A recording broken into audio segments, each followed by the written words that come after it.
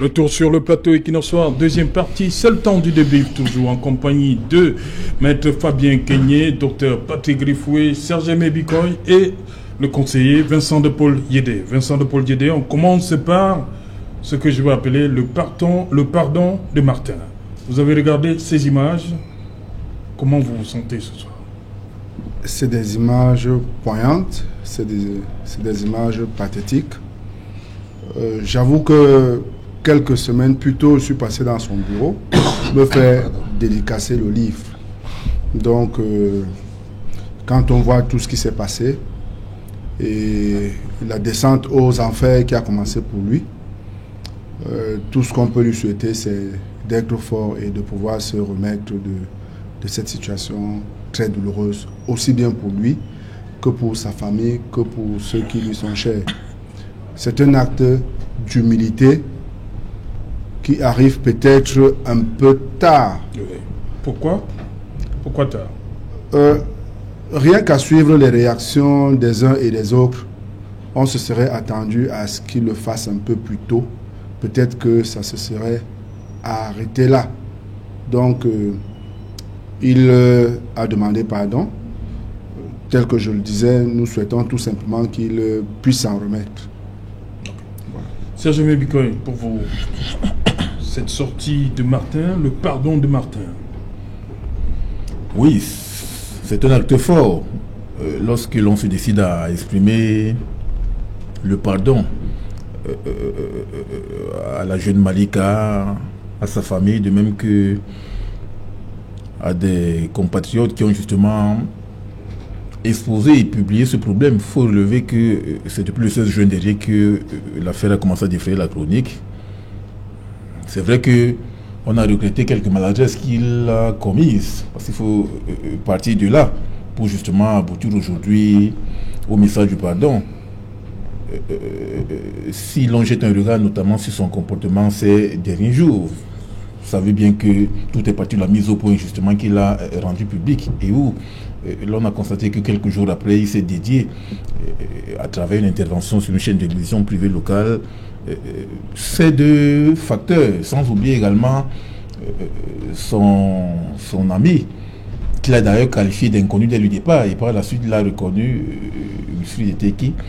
Moi je pense manifestement que lorsque l'on voit ces trois maladresses là, ça permet, et avec le déferlement des réactions et contre-réactions sur la toile, parce qu'aujourd'hui ce que moi je regrette également c'est le basculement dans le fanatisme et dans le tribalisme qui a entouré. À un moment donné. Oui, il faut regretter cela. Et moi, je n'ai pas apprécié. C'est pour cela que vous avez vu la tribune libre que j'ai commise dimanche dernier.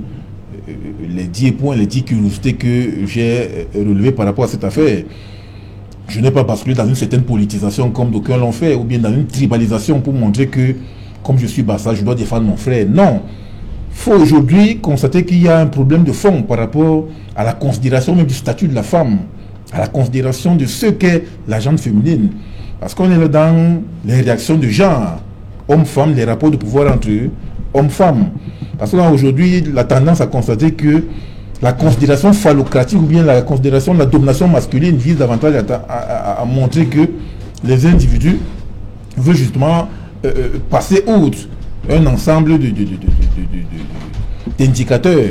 Moi je pense que en revenant aujourd'hui au pardon, ça montre qu'il y a véritablement matière à réflexion et que véritablement que l'on puisse considérer cela et aujourd'hui il y a la justice de voir comment le travail va évoluer. Donc il faut que l'on tire les leçons de cela pour comprendre que lorsque l'on a commis des gaffes, que l'on ne se précipite pas à les communiquer à tort et à travers, parce qu'en réalité parfois c'est le silence qui vaut de l'or. Et alors là, en tirant cette leçon-là, on se rend davantage compte. Il ne faut pas également que l'on puisse être entraîné dans la flopée de réactions des individus parce qu'on soutient tel. Vous avez vu la solidarité machinale qui a rien dès le départ, les artistes musiciens, les journalistes. Mais lorsque l'affaire a pris une certaine ampleur, il y a une rétractation, il y a une volte-face.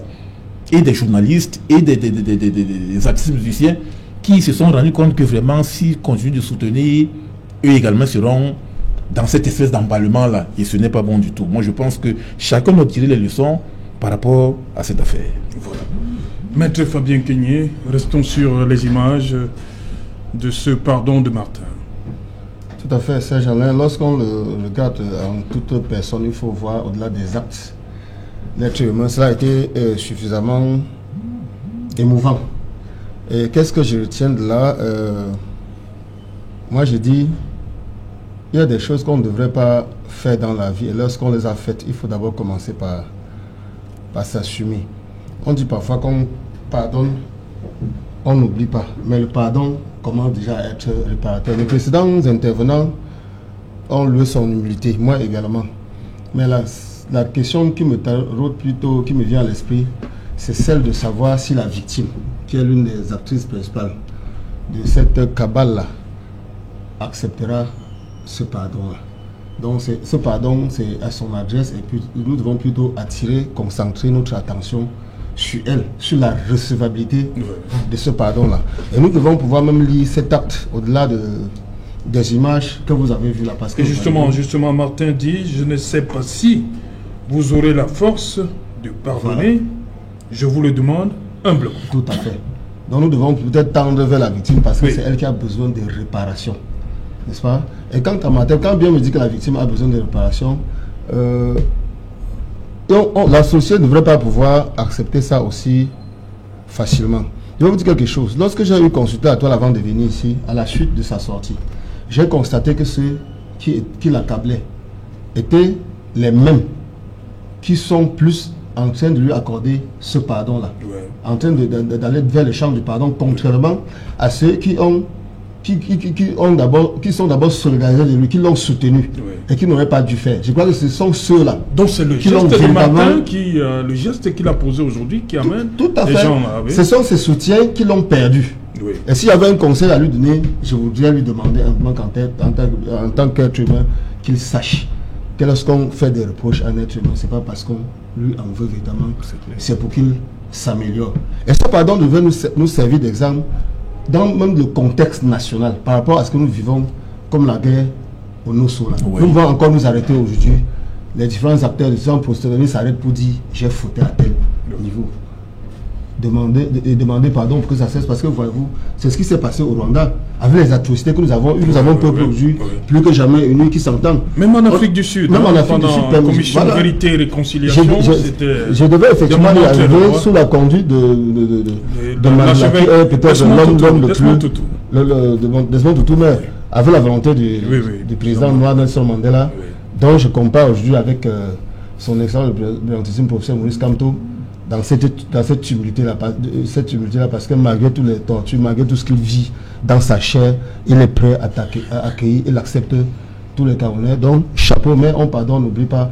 Et je voudrais aussi davantage dire, si tant est que Martin Kamui est effectivement un obsédé sexuel, il faudrait aussi, parce que la psychologie, la criminologie l'a prévu, ou je ne sais pas, les sciences médicales, il faudra aussi qu'il se soumette pour savoir si véritablement il ne souffre pas de quelque chose d'autre, pour éviter d'autres victimes, parce que pardonner c'est aussi très facile.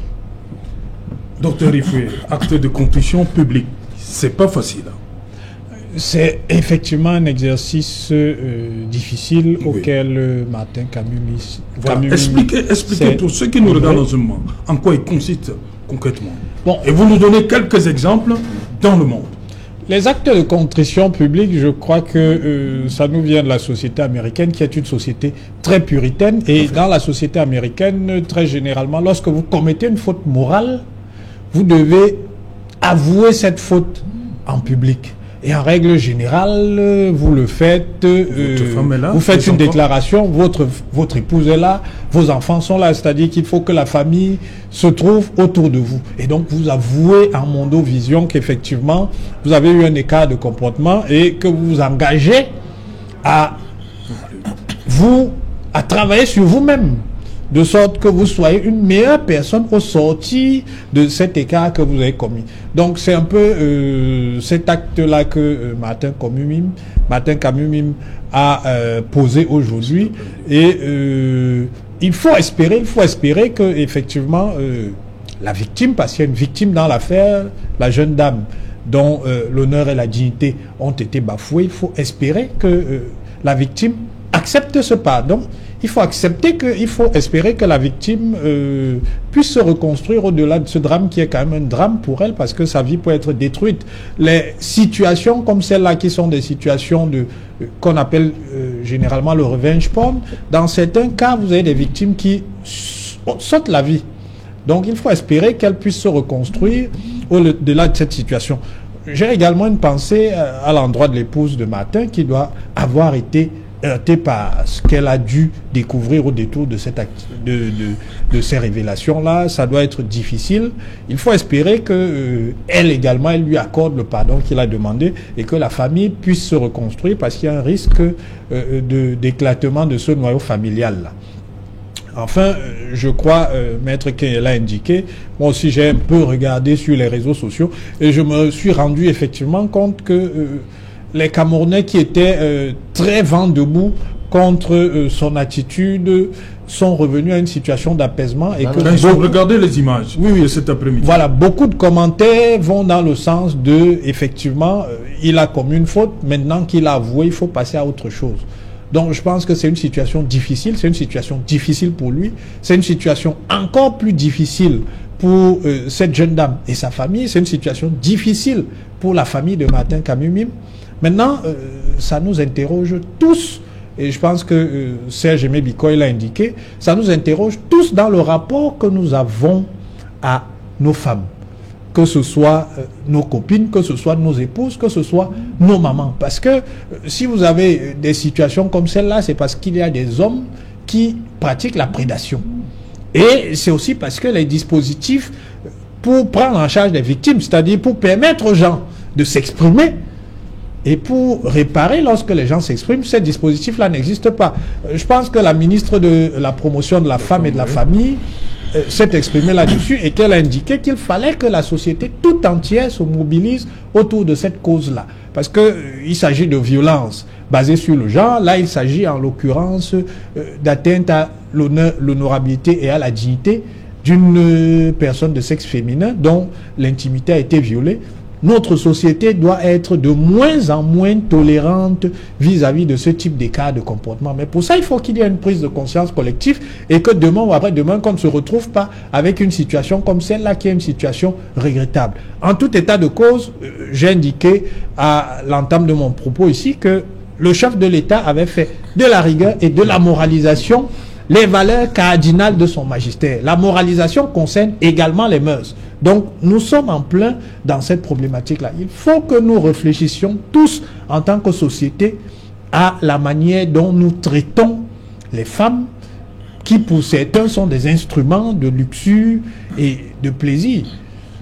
Ok. Voilà. Un dernier mot avant qu'on passe... C'est bon? Oui, bon. Tourne la page, Martin. Bon, disons que presque unanime sur le sujet. Voilà.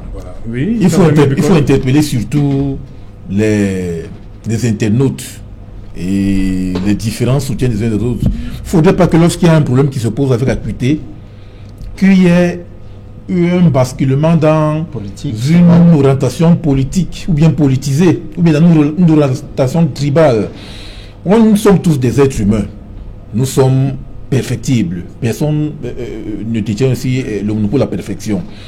Parce que lorsque j'ai vu comment ce problème a commencé à être traité, vous avez vu comment on a créé cette différenciation entre les partisans d'un tel parti politique et les autres partisans, où les uns estimaient que non, ce sont les partisans par exemple du PCRN qui soutenaient Martin Kamumim. Donc il faut éviter, il faut analyser le problème et comprendre de fond en comble ce problème-là, au lieu de présenter un ensemble d'éléments accessoires qui visent davantage à criminaliser telle ou bien à criminaliser telle entité politique ou à criminaliser tel autre acteur. Et analysons froidement, quelle que soit l'appartenance partisane, quelle que soit l'appartenance ethnique, quelle que soit l'appartenance religieuse. Parce qu'en réalité, vous ne savez pas que vous êtes en train d'affoncer tel individu bien tel autre. La preuve en est que si Martin froidement avait constaté que véritablement lui-même il a failli, comme justement il a relevé aujourd'hui à travers ce pardon-là, ce problème aurait été évacué depuis le 16 juin. Mais les conseillers, les soutiens ne l'ont pas aidé en réalité. Il faut que ceux-là également se rendent compte qu'ils ont failli. Justement, par rapport à l'orientation de ce problème qui a basculé dans la politisation, dans la tribalisation ou bien dans d'autres univers. Oui, Vincent Poyedé. Oui, on ne saurait parler de ce problème sans évoquer l'utilisation des réseaux sociaux. Exact. Vraiment, c'est l'occasion ici d'attirer l'attention de tout le monde sur l'utilisation de ces réseaux sociaux. Ils sont dangereux. Vraiment, on pourrait dire, si c'était la boisson, à consommer avec modération. Donc ça, il faut une utilisation responsable des réseaux sociaux. Et peut-être même que l'État devrait se saisir de ce genre de situation pour essayer de faire une espèce de régie de contrôle, n'est-ce pas, de l'utilisation de ces réseaux sociaux. C'est vrai que les gens risqueront de crier à la violation de leur liberté individuelle, mais quand on voit des cas de ce genre, il y a de quoi quand même interpeller notre responsabilité commune sur ce qui est de l'utilisation de ces réseaux sociaux. Voilà, on va terminer avec les vaccins anti-Covid. 215 sur 215 personnels, 19 seulement ont reçu. Je suppose que c'est seulement la première dose, je suppose. Comment comprendre ça alors qu'on nous a dit que le personnel de santé était parmi les cibles prioritaires? Bon, écoutez, on constate... Si le personnel même traîne le pied, qu'en sera-t-il des autres? Je constate avec vous qu'il y a un engouement timide des agents de santé à se faire vacciner.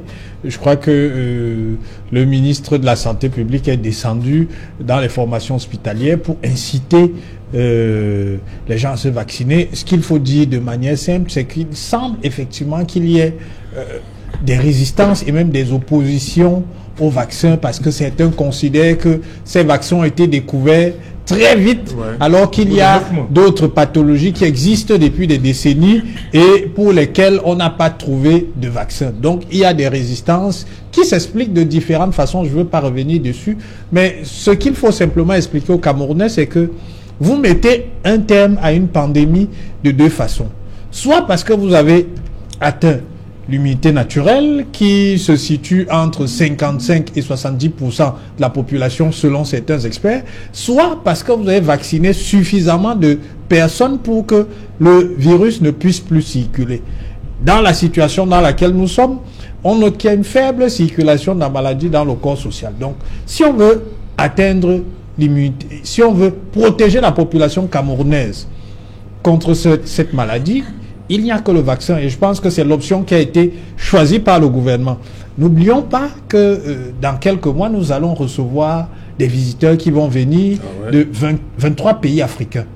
Donc, vous avez un risque important. Il est nécessaire que la population camerounaise soit suffisamment vaccinée avant janvier 2020. Voilà. Moi, j'invite les uns et les autres à se faire vacciner parce que les vaccins sont disponibles.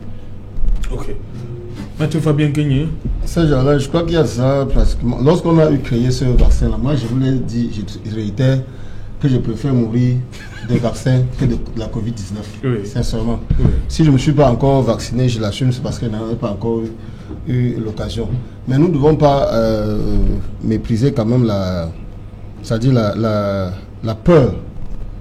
La peur véhiculée dans la population parce que, voyez-vous, autant l'OMS et nos autorités demandent qu'on se vaccine et font des communiqués, des reportages et tout, il y a des thèses complotistes extrêmement importantes, n'est-ce pas, qui disent que ces vaccins sont faits peut-être pour tuer, diminuer la population mondiale et tout. Et naturellement, face à la peur, face à la mort, les gens préfèrent, face à la mort par vaccin, certains préfèrent plutôt fuir le vaccin. Mais en ce qui me concerne, dès que l'occasion va se présenter, je vais me vacciner.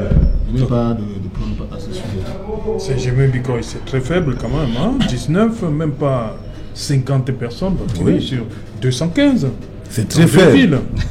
C'est très faible. Est-ce que la descente du ministre de la Santé publique, Manaouda Malachi, pourra amener ces personnels-là à regarder le vaccin autrement? Il y a une dimension mentale dont il faut tenir compte dans ce processus d'implémentation ou bien d'acceptation du vaccin. Vous savez, on a eu l'occasion de discuter de cette question depuis la décision des pouvoirs publics d'implémenter ce processus-là, à savoir que lorsque vous jetez un regard sur les mentalités individuelles et collectives, vous constaterez qu'il n'y a pas ce mouvement de masse qui vise davantage à accepter d'être vacciné. Parce que dès le départ, et M. Fabien qui le relevait tantôt, on a eu également l'occasion de constater les thèses complotistes contre le vaccin. Lorsqu'il n'y a pas un processus éducatif en amont, qui puisse permettre aux uns aux autres de pouvoir comprendre le bien fondé des vaccins en aval, il y aura des réticences, il y aura des facteurs qui vont entraîner justement le retard dans la situation de ce vaccin-là. Moi, je pense que le problème de fond a été posé sur le plan communicationnel. Parce que je me souviens de l'émission que nous avons faite à Yaoundé une fois où l'on avait vu l'ensemble des membres du gouvernement recevoir le vaccin. Bon, est-ce que ça suffisait pour faire comprendre à la population le bien fondé des vaccins? Moi, je pense qu'il y avait encore à refaire. Parce que lorsque vous travaillez sur ce domaine-là, il faut tenir compte de la dimension communicationnelle. Communication avec les populations, communication avec les leaders des autorités administratives, les autorités traditionnelles, les autorités religieuses qui puissent faire comprendre à la population. Mais lorsqu'il y a une fracture entre les membres du gouvernement et les populations, forcément, le message communicationnel ne pourra pas passer. Donc il y a cela. Donc on n'a pas mis en jeu aujourd'hui l'ensemble des experts en sciences sociales, l'ensemble des théoriciens et des praticiens qui travaillent avec des populations de manière que l'on puisse davantage constater que ce problème peut être résolu. Mais lorsque vous faites une affaire des politiques, ça crée la fracture. À partir du moment où les populations ont par exemple une considération négative sur les politiques, forcément le message ne pourra pas passer. Or, s'il y a cette interactivité entre les experts en sciences sociales, les psychologues, les sociologues, les philosophes, les anthropologues qui travaillent sur le terrain avec la base référentielle des populations locales, il y a cette confiance-là qui peut jaillir. C'est pour cela qu'on a toujours demandé que l'affaire du Covid-19 ne soit pas seulement l'affaire des politiques, mais il faut reconnaître l'affaire des scientifiques qui sont sur le terrain de façon permanente. Mais à partir du moment où il y a cette fracture-là, il y a ce problème. Et vous voyez bien que même dans le personnel de santé, il y a ces réticences, il y a ces discussions de part et d'autre. Moi, j'ai fait des émissions à Yaoundé où des médecins même n'étaient pas prêts à accepter le vaccin. Vous voyez, si dans le corps médical, il y a déjà ces susceptibilités, ces suspicions, ça montre véritablement que il y a un guise rouge. Vincent Boyede, pour vous, on a vu les membres du gouvernement se faire vacciner, mais jusque-là, la pilule ne passe plus pas. Oui, en fait, ils sont pris dans leur propre piège. En réalité, ils n'ont pas pu rendre le vaccin obligatoire. Et du moment où le vaccin n'est pas obligatoire, il est tout à fait normal que les gens utilisent leur liberté de se faire vacciner ou pas. Mais la réalité est que si l'on avait attendu le vaccin, ou alors si on avait attendu les solutions qui venaient de l'extérieur pour se faire soigner, il y aurait eu hécatombe dans ce pays. Les Camerounais ont, de manière locale et endogène, pu trouver des solutions pour faire face à cette pandémie. Et on a fait exprès de ne pas capitaliser parce que justement la question a été politisée. Et le débat est resté ouvert. C'est-à-dire, qu'est-ce qu'on fait? Est-ce que le Cameroun a des solutions internes, propres, pour faire face à cette pandémie? Nous disons oui, et on les a vues. Nous avons vu des potions qui cherchaient preneurs. Et je vais vous dire, ces derniers temps, j'ai été avec 2-3 personnes qui ont eu cette maladie, qui sont allées chercher la potion, et une semaine après, les personnes étaient debout. Donc, sur le plan local, les Camerounais savent qu'il y a des solutions internes. Maintenant, cette opération de séduction qui certainement est faite parce qu'il y a d'autres enjeux financiers surtout, qui justifient qu'on nous impose les vaccins. Voilà, les Camerounais ont donc choisi à leur façon de réagir. Il y a des ministres qui se sont fait vacciner. Il y a même des députés qui se sont fait vacciner pour encourager les gens à aller se vacciner. Moi, je ne ferai pas ce discours-là ici pour dire aux gens d'aller se faire vacciner. Je dis tout simplement que nous avons le choix. de se faire vacciner ou de ne pas le faire. Et dans le cas d'espèce, vous voyez très bien que même le corps médical a fait le choix de ne pas se faire vacciner. Et ce n'est pas nous, les simples personnes, qui iront nous faire vacciner. Voilà. Merci, le conseiller municipal Vincent de Poliédé. Merci à vous, maître. Merci, Serge-Aimé. Voilà, merci, Serge-Aimé Bikoy. Je vous en prie. Bon retour dans la capitale. Merci bien. Ça se passe bien? Ça se passe très bien. Ok, voilà. Merci, Dr Rifoué, d'être venu. C'est le RDPC qui vous dit merci pour l'invitation. Voilà, madame, monsieur, nous sommes donc arrivés au terme de ce numéro Equinox Soir. Rendez-vous très bientôt. Bonsoir. Imboman dispensaire. Yaoundé.